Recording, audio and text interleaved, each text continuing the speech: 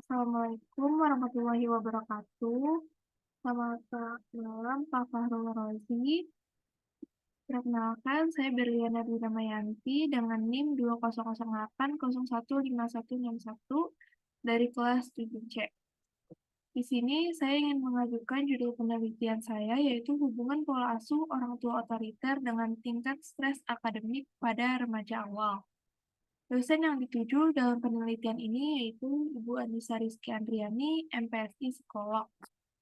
Selanjutnya, ada prevalensi dari penelitian saya yang saya kutip dari 10 tahun ke belakang dari penelitian terbaru. Penelitian yang pertama yaitu berdasarkan penelitian Suryani dalam Kurniati 2015 terhadap 96 siswa kalangan pelajar SMA di Yogyakarta, ditemui banyak pelajar mengalami stres sebanyak 70-90% diakibatkan oleh tuntutan akademik, akibat guru, masalah pribadi, dan masalah sekolah. Kemudian ada juga survei tahun 2016 yang menunjukkan bahwa stres akademik yang dialami siswa SMA pada tahun 2012 meningkat dari 29% menjadi 36% pada tahun 2016 menurut Jimmy 2017. Kemudian ada penelitian-penelitian terbaru pada tahun 2020 di Indonesia sendiri presentasi siswa yang mengalami stres akademik sebesar 36,7 sampai 71,6% menurut Mamahit dan Christine 2020.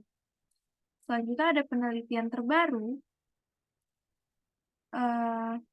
berdasarkan data yang diperoleh di Jawa Timur. Hasil penelitian ini menunjukkan siswa dengan tingkat stres tinggi sebagian besar dialami oleh siswa kelas 3, yaitu sebesar 57,4%, menunjukkan stres akademik siswa tingkat tinggi sebesar 1,8%, stres sedang dengan angka 64,5%, stres rendah sebesar 3,6% menurut Yuda Marta Primata 2023.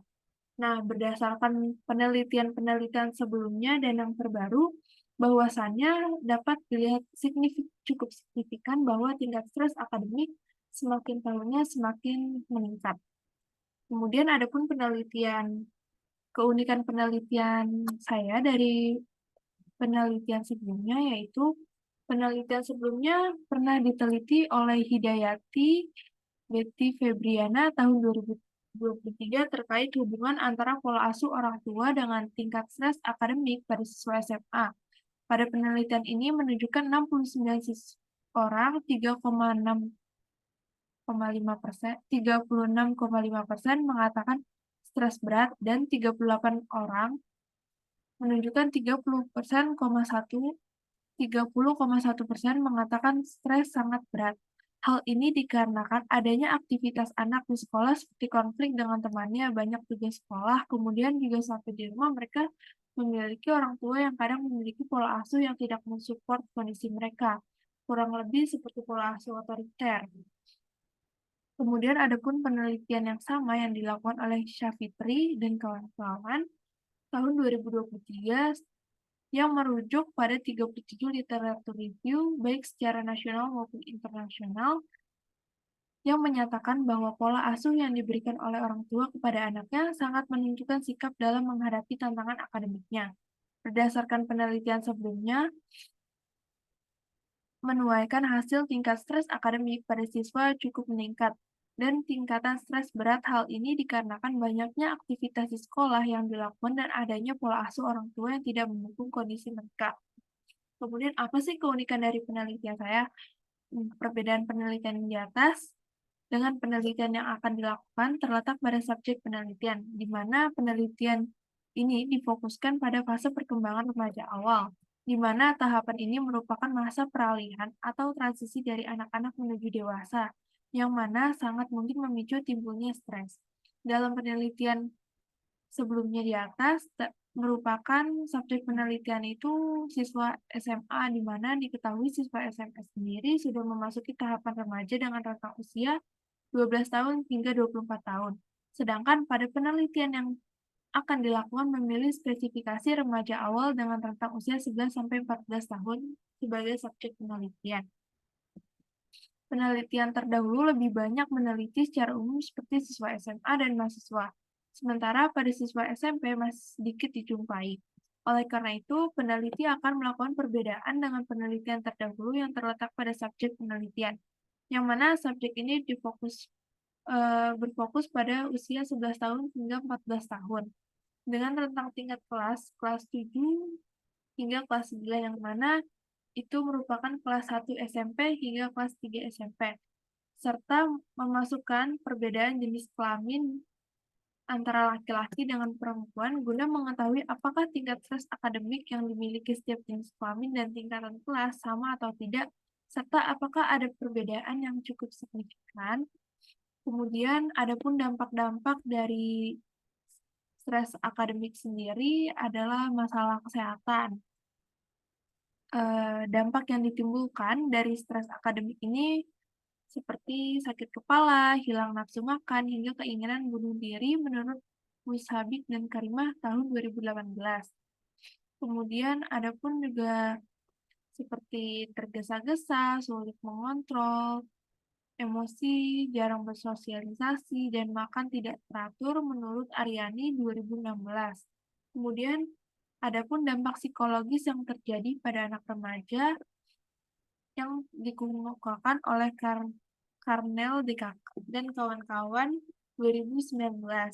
Dampak yang terjadi akibat stres akademik seperti tidak semangat dalam menyelesaikan tugas sekolah, fungsi kognitif terganggu, akibatnya peserta didik sulit untuk berkonsentrasi, mengalami gangguan psikologis dan fisik.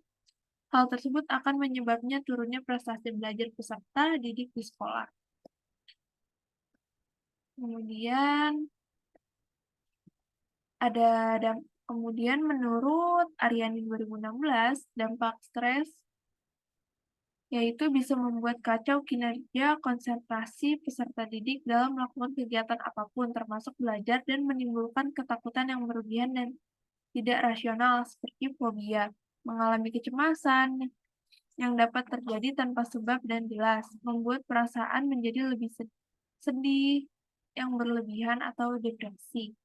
Kemudian tindakan agresif yang disebabkan oleh rasa amarah yang menyertai stres, menurunnya daya tahan tubuh siswa hingga mudah sakit, serta stres dapat mempengaruhi kesehatan mental siswa.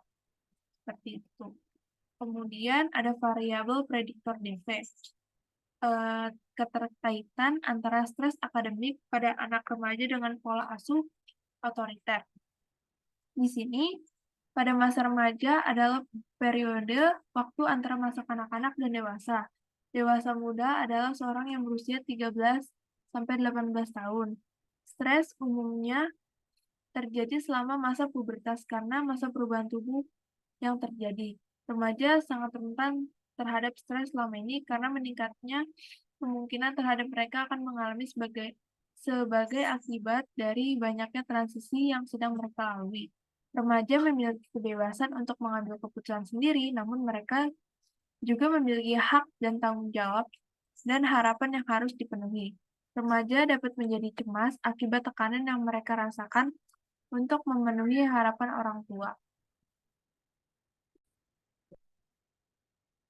Kemudian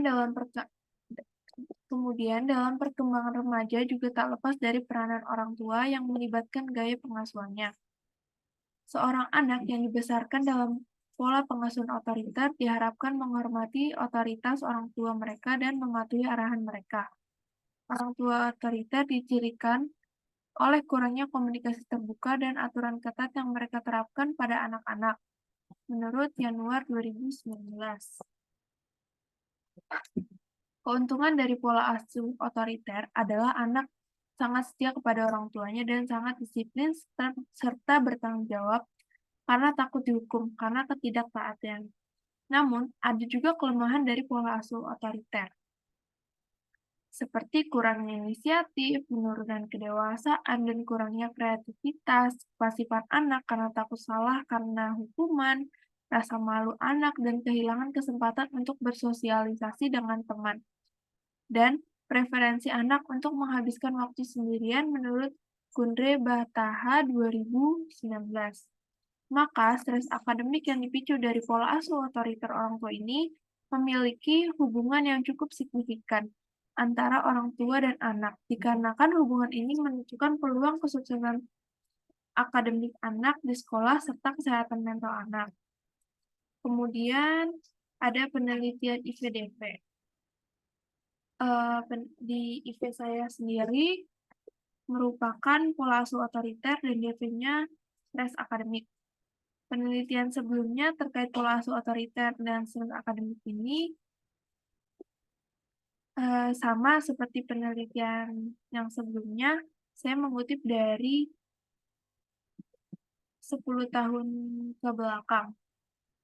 Adapun penelitian-penelitian terbaru dalam literatur Syahri tahun 2023 menyatakan bahwa pola asuh otoriter memberikan sumbangsi besar dalam memicu stres akademik, tidak hanya menyebabkan stres akademik, namun juga menimbulkan kecenderungan anak mengalami depresi. Kemudian penelitian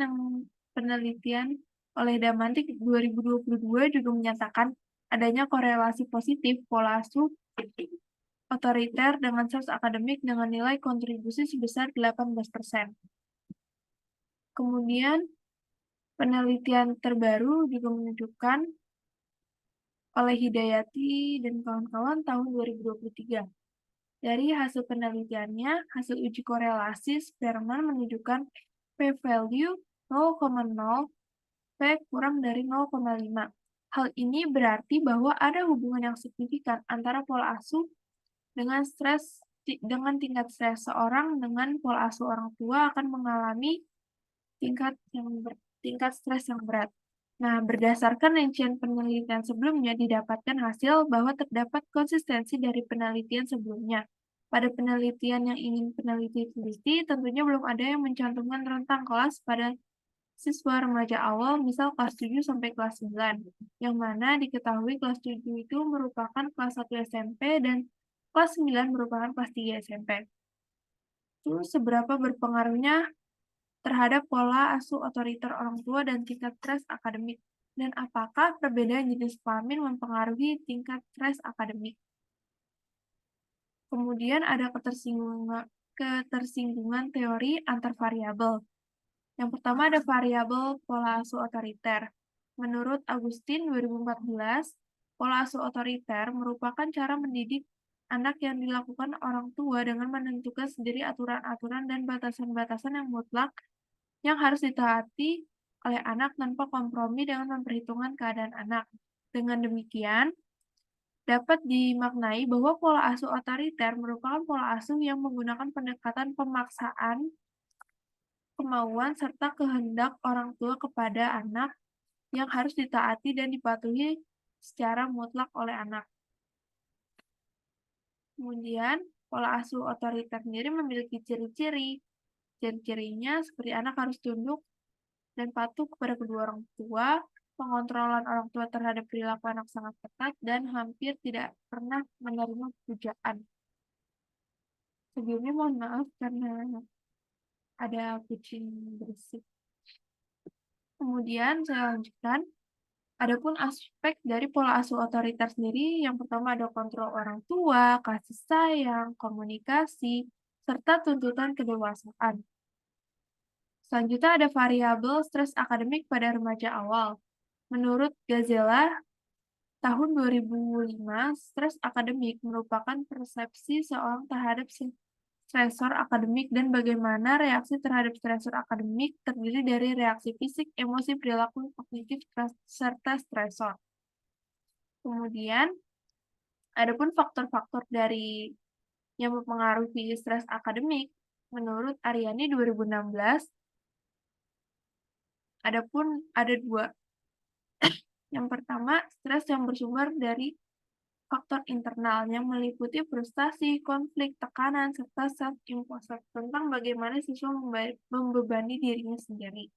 Kemudian, ada faktor eksternal yang bersumber dari keluarga, sekolah, lingkungan fisik yang berkaitan dengan kondisi alam dan sekitarnya yang akan membuat siswa tidak nyaman dan stres. Adapun faktor yang mempengaruhi stres akademik menurut Puspita dalam Berseley dan Ifdil 2017 terbagi menjadi dua faktor. Yang pertama faktor internal dan eksternal. Yang faktor internal pola pikir, kepribadian, serta keyakinan. Kemudian, faktor eksternal terdiri dari pelajaran lebih padat, dorongan status sosial, tekanan prestasi lebih tinggi, serta orang tua yang saling berlomba.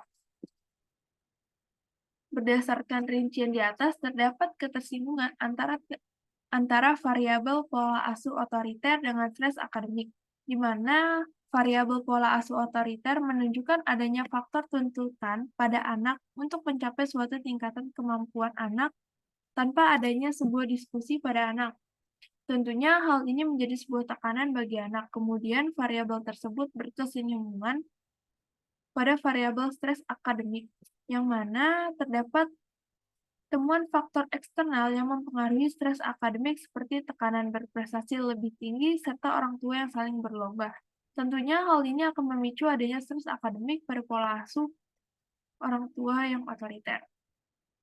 Kemudian metode penelitian. Dalam metode penelitian ini menggunakan metode kuantitatif, yang mana penelitian ini disajikan dalam bentuk angka-angka dan menyajikan data pola asuh otoriter serta stres akademik yang dialami oleh remaja awal. Desain penelitian ini yaitu Expo-Pasco, yang mana Expo-Pasco merupakan penelitian tentang variabel yang kejadiannya sudah terjadi sebelum penelitian dilaksanakan. Adapun definisi operasional dalam penelitian ini, menurut teori Wahyuning, tahun 2018 dalam Fitriani, pola asuh otoriter sangat kuat dalam mengontrol perilaku anak. Pola asuh otoriter ini bersifat satu arah, di mana orang tua lebih cenderung memberikan perintah yang harus selalu dipatuhi oleh anak, sehingga memunculkan kepribadian yang cenderung memiliki rasa ketakutan yang lebih kepada orang tua, serta menutup diri.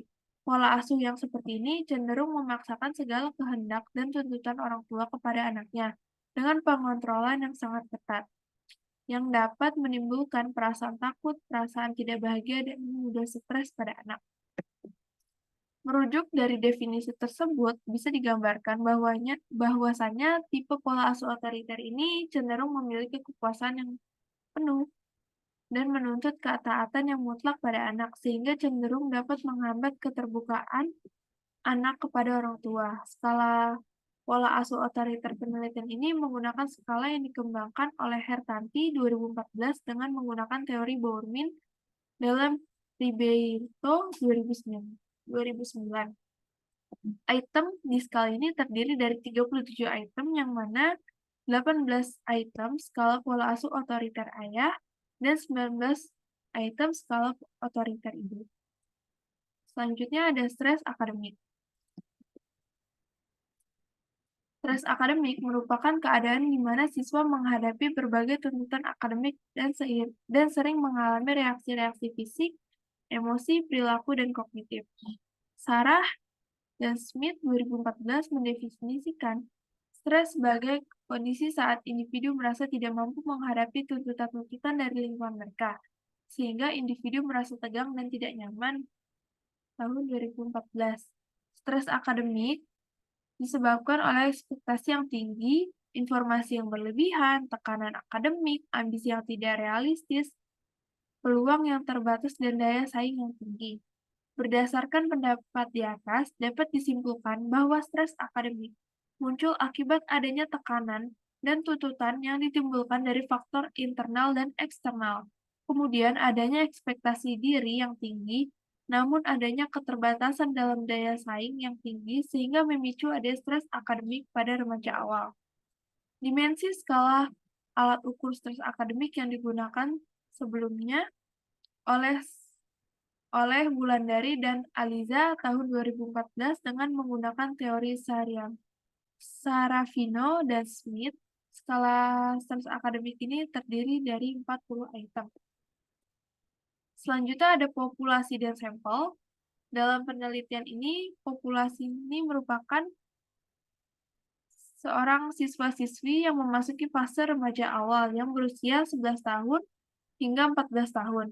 Hal ini dikarenakan membedakan dari penelitian sebelumnya yang mana banyak memfokuskan hanya pada remaja dengan rentang tingkatan SMA dan mahasiswa. Kemudian, adapun sampel dalam penelitian ini yaitu siswa menengah pertama atau SMP berumur 11 hingga 14 tahun yang duduk di kelas 7 hingga 9. Kemudian sedang mengalami tuntutan akademik oleh orang tua. Kemudian teknik pengambilan sampel. Teknik pengambilan sampel dalam penelitian ini menggunakan teknik purposive sampling. Adapun alat ukur dalam penelitian ini pada skala stres akademik. Stres akademik yang dikembangkan oleh peneliti sebelumnya, yaitu Wulandari dan Aliza tahun 2014. Skala akademik ini terdiri dari 40 item. Alat ukur tersebut memiliki reliabilitas sebesar 0,933. Nilai daya beda item bergerak antara 0,311 hingga 0,732. Pada skala stres akademik ini terdapat 4 alternatif pilihan jawaban, yaitu sangat setuju, setuju, tidak setuju, dan sangat tidak setuju. Pada jawaban sangat tidak setuju terdapat skor 4, setuju pada skor 3, tidak setuju skor 2, dan sangat tidak setuju pada skor 1. Skor maksimal dari skala ini sebesar 160 dan skor minimal sebesar 40. Kemudian pola asuh otoriter. Skala pola asuh otoriter ini dikembangkan oleh Hertanti dan Wibisono tahun 2014 yang diadaptasi dari teori pola asuh otoriter menurut Bourmin dalam Roberto 2009. Skala ini terdiri dari 37 item di mana 18 item terdiri skala otoriter untuk ayah dan 18 item untuk